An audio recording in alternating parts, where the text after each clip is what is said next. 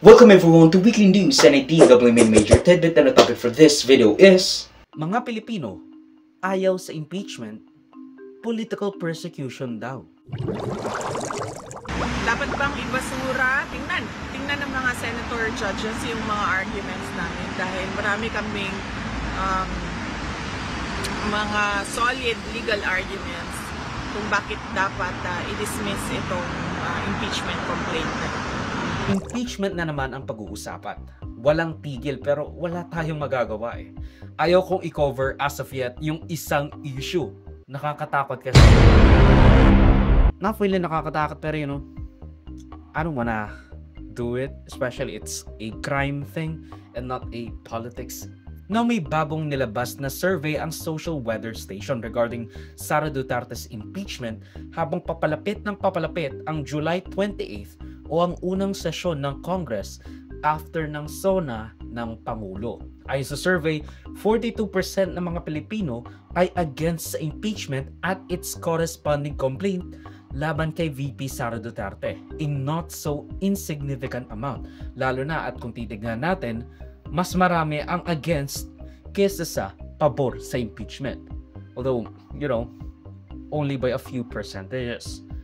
Because it is a sort of vindication para sa mga Duterte, with VP Sara even stating, even the sword, by the way, Senator Judge Meg Zubiri, hindi napigilang sabihin ng kanyang opinion, echoing, depende kung sinong nauna, this sentiment na witch hunt / political persecution nga ang ginagawa kay VP Duterte para hindi makatakbo sa susunod na eleksyon. Whether I'm pro Sara or not, I cannot, I have to listen to the evidence that will be presented by them. Of course, I have some biases. I think that it is a witch hunt because they want to remove her from public service para yung iba makaupo at yung iba ay mawawalan ng kandidato na kalaban pagdating sa halalan ng 2028. But I will set that aside.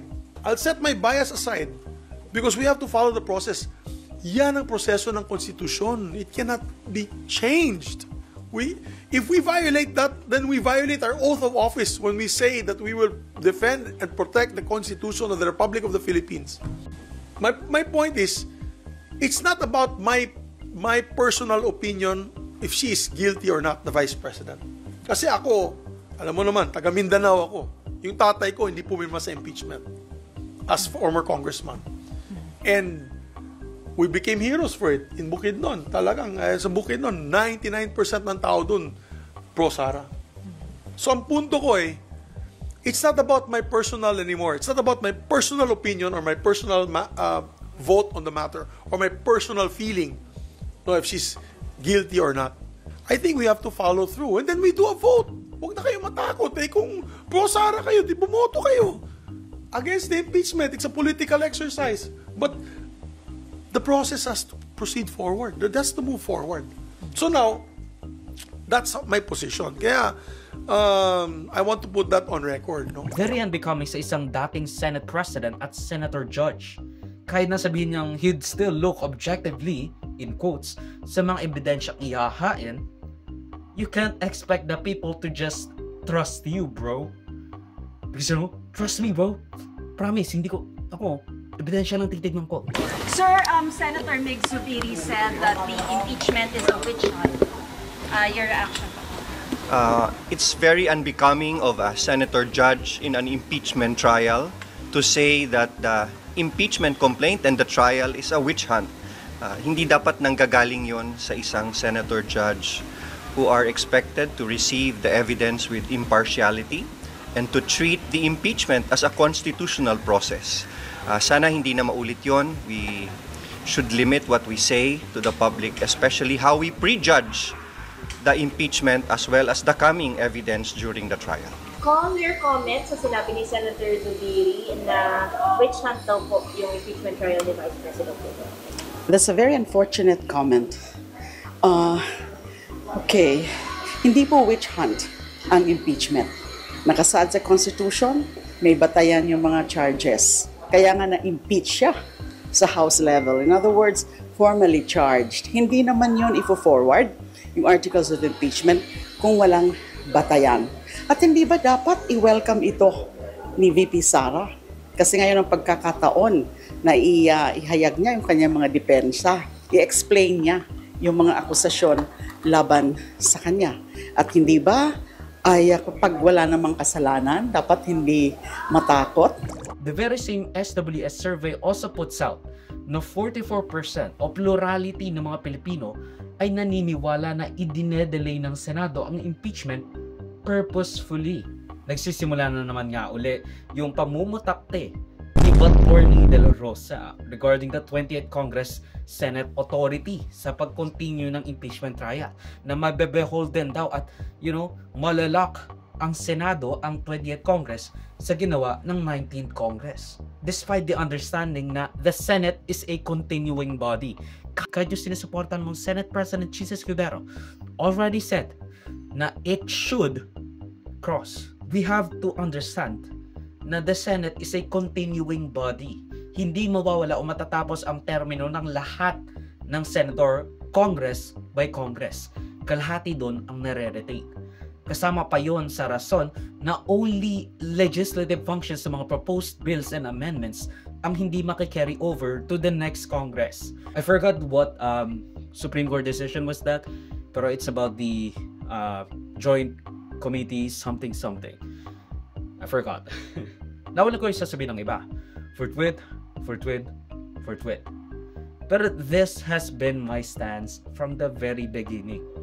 Kahit na I find some of Senate President Cheese Escudero's movement as sly and inexperienced, lalo na yung pag-delay ng impeachment with uncertainty thrown around by a lot of senator judges na he should be keeping in line.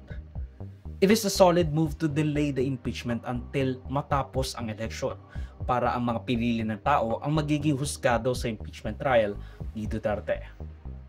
Why did I say that? Well, ganito yon.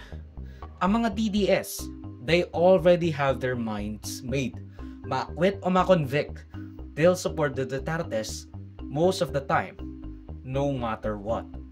Kaya kung isinagawa agad ang impeachment, kung ma-convict si Sara, sasabihin ay minadali at hindi binigyan ng tao ng tamang pagkakataon para maglagay ng representante nila sa Senado who they could have voted in para hindi ma-convict si Sara.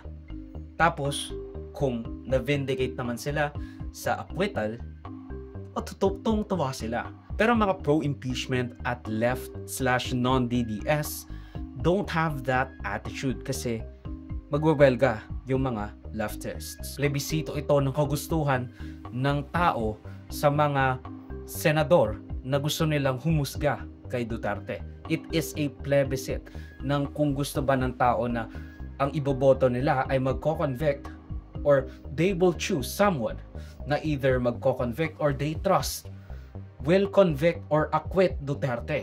And most of PDP Laban's candidates already have the stated goal of blocking the impeachment. Even from, at least 5 of those na na-re-elect have the mandate and command by the people to exonerate Duterte, no questions asked. Ayan yung in-endorse ni VP Sara Duterte, ni Rodrigo Duterte, at ng PDP Laban. Let the people decide. Pero, that doesn't mean na porke na-acquit si Duterte sa bagong Senado for this impeachment trial, mawawala na yung cloud of controversy sa kanyang mga alleged na inilustay. Kapag na-acquit si VP Sara, we can still call for an EDSA revolution, EDSA 3 or 4. Lalo na kung kitang-kita naman ang ebidensya, especially since we would also know kung sino ba yung umabuso sa kanilang judicial discretion to deliver a guilty or non-guilty verdict. Kumbaga, kung alam na natin kung ano yung mga ebidensya and what the common sense verdict would be, at hindi yun ang kanilang i-deliver, we can use that against them the next time or even the time na ihain nila yung verdict na yon.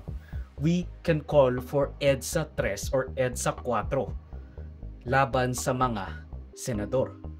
Pero kapag na-convict, somehow, it will be a huge triumph for us all. And again, katulad ng sinabi ko nung una, yung mga DDS, either ma-convict or ma-acquit, most of the time, they will support the Dutertes no matter what. In all of those realities, yung mga nagpupush for the impeachment at non-DDS will come out on top. Because we already know what we'll say depending on what the final verdict may be. Kung ma-acquit siya, sasabihin natin, na-acquit lang naman siya kasi maraming pro-DDS na senador at hindi nila tinignan yung mismong ebidensya. And they even tried to block it. Tapos kapag na-acquit, ang sasabihin natin, tignan mo, sa sobrang lakas ng case laban kay Duterte, kahit yung mga pro-DDS senators, walang laban sa mga ebidensya at will of the people. Ang video clip na ito ay galing sa aking series ng News sa River de Rica. Check the entire videos for the complete weekly news recap and subscribe to the channel to be kept up to date sa mga local at global news na I'll make sure will be interesting to you. Particularly you, whatever your name is. Hindi ko alam, sorry. Salamat sa panonood mga ka-farmy. Like, subscribe, follow me like sa socials and avoid Joseph that will be linked down below. So, susunod of course. Paalam.